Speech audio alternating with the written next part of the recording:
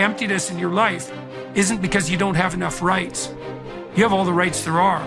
You have more than you should. And it isn't because you lack consumerist options. You have Amazon and pornography, man. You can get whatever you want whenever you want it. And if that's still not working, well, what are you missing? Well, maybe you're missing the opposite of that. A little bit of restraint, a little bit of sacrifice, some responsibility. Man, stop bullshit. If you really got a problem with your life, you'll change it. You're not tired of being broke. You're not tired of being stuck. You're not tired, because if you was tired, you would actually do some shit about it. I'm tired of everybody running around complaining as if you're on the receiving end of whatever this world wants to dump on you and you don't have a choice. It's time to grow up, man. Excuses sound best to the person that's making them up. Anybody who is determined to do something, who wants something to be different, it will eventually be different. Everything around you is going to change as soon as you change the things around you. Change your mind and everything about your bank account, your surroundings, your environment will all change. If you're creative enough, can you find the answer? Yes or no? If you're determined enough, can you find the breakthrough? Yes or no? Creativity, decisiveness, passion. These are the ultimate human resources. And when you engage these resources, you can get any other resource on earth. Stop telling yourself the story because you don't have the money, you don't have the time. That's bullshit. It's because you haven't committed yourself where you would burn your fucking votes. If you want to take the fucking island, burn your fucking votes, and you will take the island, because people, when they're going to either die or succeed, tend to succeed. But most of us give ourselves a way out, and that's why we don't have what we want. Put yourself in a position where you can't retreat, where it's do or die, sink or swim. Here's what you'll find out. You'll develop incredible swimming skills. You'll find yourself stroking unlike you've ever seen before. Through the inspiration of desperation, you'll become more creative than ever before. Throw your whole self into it.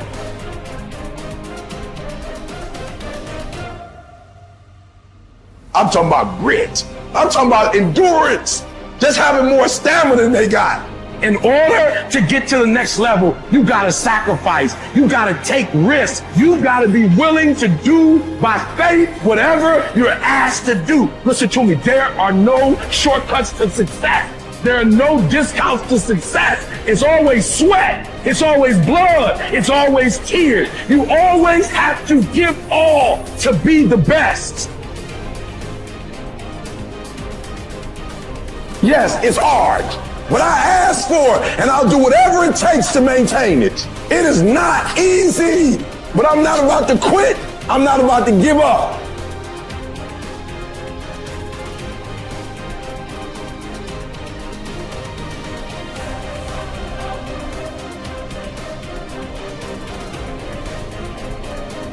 If you've explicitly formulated a set of goals and you're pursuing them, then you've adopted the responsibility to act in a certain manner to make those goals realize themselves. That's responsibility that you've adopted rather than responsibility that's being imposed on you, assuming that you've thought through the goals and you find your spirit in harmony with those goals.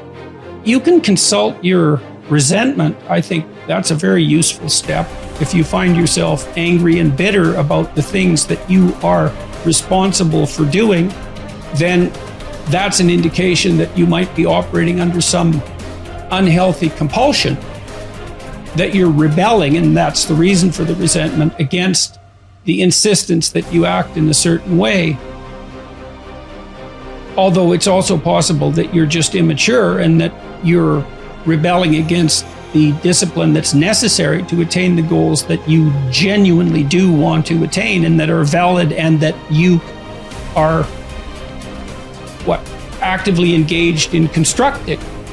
So you have to get that straight, and some of that's a consequence of thought, and again, some of that's a consequence of discussion with other people with whom you're intimate enough to have a conversation like that, and perhaps they have conversations about similar things with you if you're fortunate. At the end of God's creation, describing how order emerges from chaos, or being from potential, there's this strange line, which is probably the most important line that's ever been written in our culture, at the basis of our culture. And that is that men and women are made in the image of God. And what does that mean? Well, if God is that which confronts potential with truth and courage and makes what's good out of potential, that seems to indicate that we have the same faculty. Like on a smaller scale, we're not omniscient, but we're not bloody well nothing. You know, our conscious is integrally tied into the structure of being in some manner we don't understand. And it certainly is the case that we take what isn't and turn it into what is.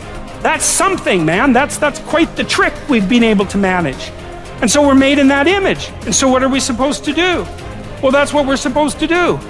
We're supposed to type our letters and make our phrases and construct our sentences and build our paragraphs and put our chapters together and make our books and communicate to people and straighten out the damn culture and constrain the malevolence and ignorance that besets each of us and push nature back and extend ourselves out into the unknown and confront the potential that's there in the illimitable quantities and make the world better than it could be otherwise. To move it away from hell, and it can certainly become that, and toward heaven to the degree that we can manage that. And that is a good enough goal. That's the thing. You need something, you know, because your life is tough. It's hard. You need something that, you know, you need something to get out of bed for and fight for. And that's something, right? To fight, let's say, against hell and for heaven. That's something to fight for. You know, if you want to be convinced about this, like read a little bit about hell. Read the Gulag Archipelago, or read Ordinary Men, or read The Rape of Nanking, or read about what happened in Nazi Germany during Auschwitz and all the catastrophes of the 20th century, and see if you believe in hell, and see if you think, well, maybe not having that happen anymore would be a good idea. And then think about maybe that's something you could contribute to. And then it wouldn't have to happen anymore. And that would be a good thing, and God only knows what great things we could manage under such conditions. We're becoming incredibly technologically powerful. And what would it be like if we became equally wise? Well, that would really be something. God only knows what we could manage in the next 20 years or the next 100 years, you know? We're running at 40%, most of us, you know, because we're half in and half out. And it's not surprising because life is difficult. It's like, well, what if you were 90% in? Or 95% in, or all in, because you're all in anyways, right? It's a life and death game. No one gets out of this. Everyone dies. You might as well commit yourself. And you might as well commit yourself to the highest good that you can attain, because why not? It'll imbue your life with meaning. It's hard, the responsibility's there, but all the meaning's in the responsibility, and that'll make your life better. It'll make your family's life better. And it should make your culture better. Maybe it make the world better. It's like, that'll justify your damn miserable existence at 3 o'clock in the morning when you're wondering what the hell you're doing here. And that's a good thing, because there's going to be days when you're aching and tired and sore, and there's people in your family that are sick, and you're cynical and bitter, and you need a reason to get up, and you think, yeah, well, a little more heaven and a little less hell, maybe I can pull that off today and tomorrow and next week. And that's worth struggling forward for. A man who becomes conscious of the responsibility he bears toward a human being who affectionately waits for him, or to an unfinished work, will never be able to throw away his life. He knows the why for his existence and will be able to bear almost any how. By declaring that man is responsible and must actualize the potential meaning of his life. I wish to stress that the true meaning of life is to be discovered in the world rather than within man or his own psyche, as though it were a closed system. I have found this constitutive characteristic the self-transcendence of human existence. It denotes the fact that being human always points and is directed to something or someone other than oneself.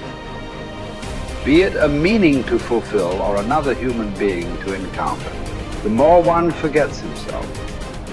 By giving himself to a cause to serve or another person to love, the more human he is and the more he actualizes himself. What is called self-actualization is not an attainable aim at all, for the simple reason that the more one would strive for it, the more he would miss it. In other words, self-actualization is possible only as a side effect of self-transcendence. A human being is not one thing among others.